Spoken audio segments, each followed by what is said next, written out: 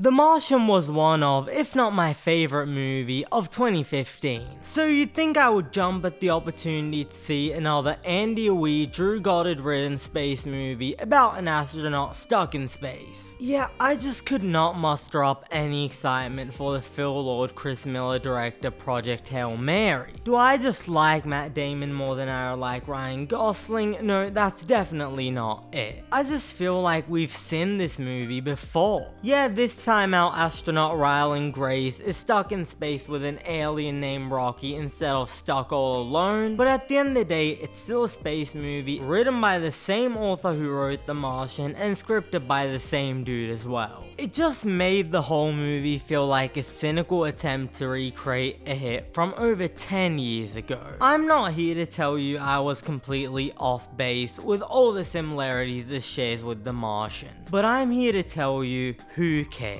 Cause this movie rocks. Now, if you're someone who goes into movies wanting to see things you've never seen put on screen before, this is definitely not for you. On top of being pretty evocative of other space movies like The Martian and Interstellar, more than anything, this movie is evocative of a kind of filmmaking we don't get much of today. With the success of movies like The Dark Knight and even the James Bond reboot series, it really does feel like we, and I mean cinema, have entered an era of deconstruction. We're taking our myths and heroes and deconstructing them. We're taking previously done to death genres and subverting them, flipping them on their head. And while movies like The Dark Knight and Casino Royale feel like a backlash to the optimism and straightforward storytelling of the 90s, it feels like now we're entering in an era where there's a backlash to the backlash. Between movies like Top Gun Maverick and F1,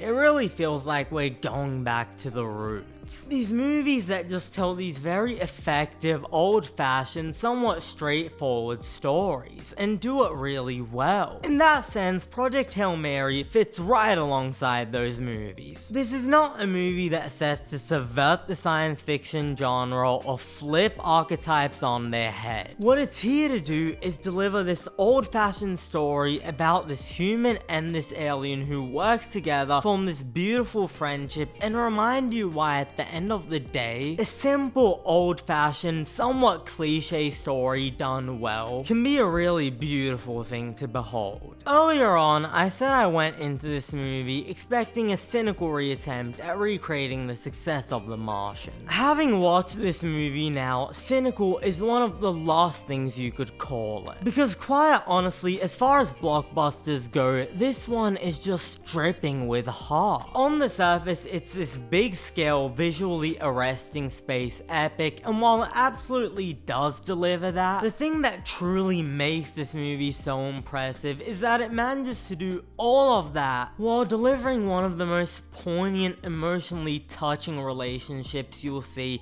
in any blockbuster in a long time. I'm of course talking about the relationship formed between Ryan Gosling's astronaut Grace and an alien named Rocky who we meet somewhat early on in the film. Believe me when I say by the end of this movie, you truly want to weep for these two. It's crazy to say that Ryan Gosling has so much chemistry with this alien who's done through puppetry and who's barely even humanoid, but everything from Ryan Gosling's tender performance to the gorgeous score, and of course the genius decision to create Rocky through the use of puppetry instead of CGI, just all come together to create this friendship that feels real. And the fact it manages to take us through this beautiful friendship through the framework of this visually stunning epic sci-fi. I mean, it's the kind of stuff that made Steven Spielberg a household name. At 2 hours and 36 minutes, this really is not what I would call a short movie. But one of my favorite movies from the 21st century is a movie by the name of The Irishman, and that clocks in at about 3 hours and a half. So really, it's not about runtime, it's about what you do with it. and this movie has way more runtime than it knows what to do with. As I was watching this movie, we hit a point that I felt like was the emotional climax of the film, and boy was it a beautiful one. And then we hit another emotional climax, and then another one. Not only does it result in some truly horrid pacing, it really feels like the movie is trying to squeeze every last piece of toothpaste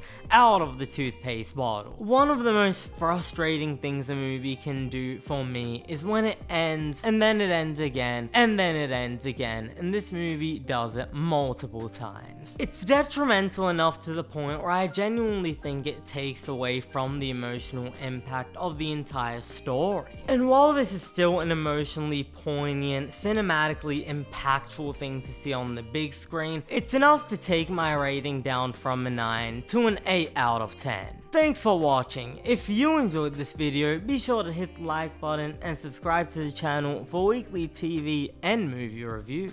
And if you've had the chance to watch Project Hail Mary, let us know what you thought about it in the comments below. I'm Cinemike, and I'll see you next time.